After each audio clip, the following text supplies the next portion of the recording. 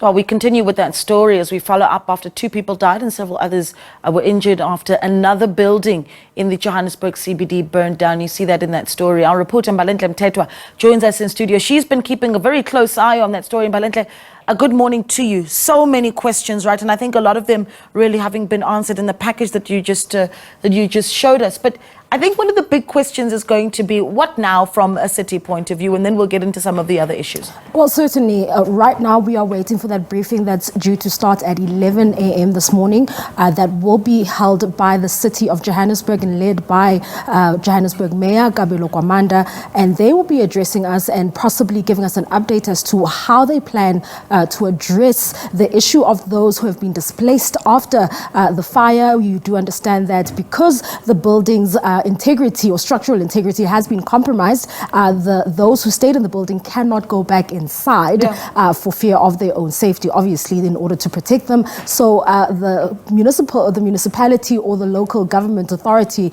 will possibly have to work together with the provincial government and national government to try and find alternative accommodation for these people. However, one of the pleas that came from the affected residents was to find a dignified place or temporary place where they will not be separated from their families, where the men are sent one side and the women and children are sent somewhere else, as we saw after the Usindiso building. Yes. So they are calling for something a lot better.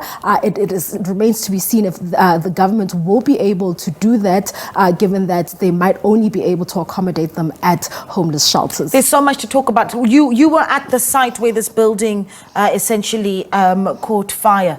Describe to us what the structure looks like, because what we're reading is, of course, shack-like structures inside a building in the CBD. I mean, how do you describe what you saw that infrastructure looking like? Well, certainly. Now, this, like I mentioned during the story, is that this is not the first building to go up in flames like that in the same manner. And the reason for that is because when you listen to the testimony and the public hearings that were heard during the Commission of Inquiry into the Usindiso building to try and establish how the fire began, and also the prevalence of illegally occupied buildings, as well as, which we know them as hijacked buildings, we learned that the Usindiso building, or the fire at Usindiso building, was abnormal, and that was because of all the hazardous materials which were inside. And some of these hazardous materials are those plywood boards that are used to partition and form shack-like structures and units inside the building. So if the fire starts on the ground floor, it is so easy for the fire to or the flames to engulf the whole building because of those hazardous materials. And it's not just the wooden boards that are used to partition the building, but it's also paraffin stoves and all of those things. And there's also elements of illegal connections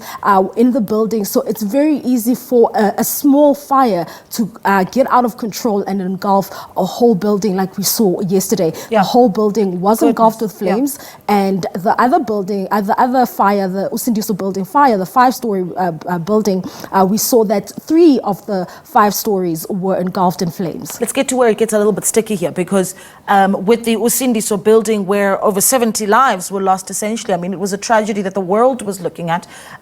We then received reports that that building may very well be owned by the city of Johannesburg. Who owns this building? Well, there is some controversy around the ownership of this particular building. In a conversation with a ward councillor in the inner city, they presented us with documents with what looks like a judgment, which he said he would rather not really comment on, because he hasn't had the opportunity to read it and familiarize himself with the actual judgment. But what he did explain to us is that the matter is before the court, because the owner of the building, it might not necessarily be the owner or the rightful owner of the building, because he says that this is the ward councillor explaining that the owner claims to be the rightful owner of the building, and yet does not possess the necessary documents to prove his or her ownership ownership of the building. And that's where it gets difficult then to start dealing with hijacked buildings, right? And that's where a lot of the controversy comes from. Let's get back to the people that essentially would be living in this building at this point, since they have not been given alternative shelter. What do you see, where do you see them going? Well, what you do know is that when I leave here at Auckland Park, I will be heading out there to try and assess the situation. Yes. And obviously, we are hoping that we will be able to get in touch or catch up with some City of Johannesburg officials who will give us a better idea as to what exactly is going to happen and how these individuals will be accommodated.